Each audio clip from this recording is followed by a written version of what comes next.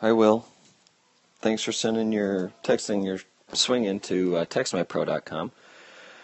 My name's Andy. I'm going to go ahead and walk you through your swing and give you some advice and tips on way to hit it further, really. Let's go ahead and dive in there, though. Just looking at address, it looks like your ball position is great. You're just inside your left foot. You're hitting a driver here. Your grip seems to be very neutral. Left hand seems to be right down the line with the right hand slightly underneath. So at address, you look to be in a great position. I wouldn't change anything there. Everything looks great. I drew a line above your head, and I drew a line on your right side, and I also drew one on your belt buckle. These are going to be key for what's happening with your swing. So let's go ahead and roll the tape here. The first thing I'm going to notice is when you get to the top of your swing, let's roll it back here. Sorry about that. Your left foot doesn't really move. Okay, it doesn't really have to, but that just kind of tells me that your weight might be a little bit back to start. And since it's already back to start, you're going to have a hard time getting to that line I drew to the right of you. That line to the right of you I consider a wall. You don't really want to cross that wall, but you also want to get to it. It's kind of like the pitcher's mound, if you will. You want to use it as a backbone to kind of jump off of, like a starting block. And so what happens here is when you get to the top, you make a nice turn, but you can tell that your weight is already on your right side, and you'll notice what ends up happening, since you don't need to get to your right side, is the line I drew above your head. Watch what happens to your head at the top of the swing. It actually comes above that line. So that tells me that you're standing up in the swing, and that means on the downswing you're going to have to come down into it. That unfortunately is not great for attacking a golf ball. You want to attack it from underneath, not on top of it, in those regards.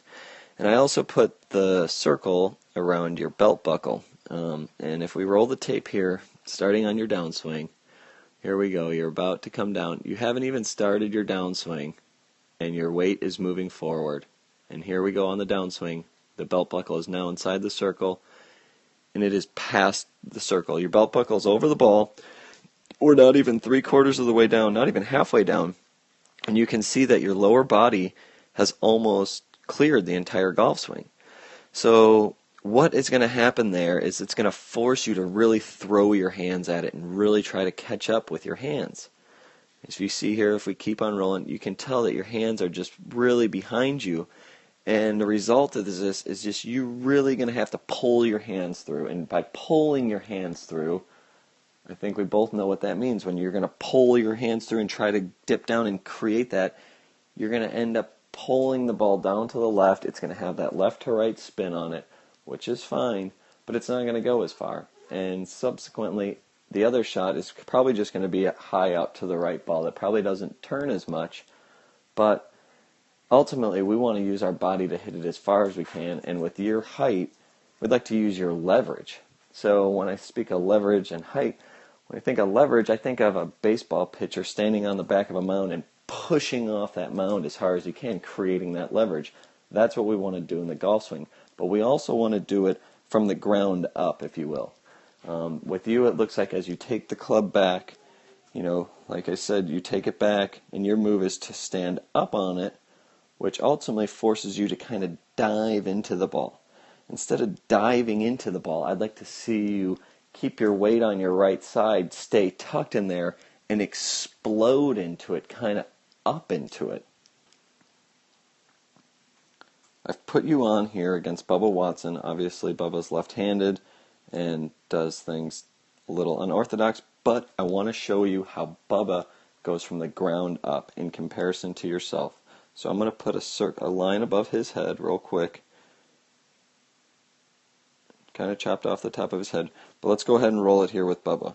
Bubba's going to take the club back, taking it back, and at the top of his swing you can see his head is actually going down. He's going down, down, down, down, down, down. His left foot is dang near off the ground. He is coiled up on that right side, and now watch and his belt buckle is well below it.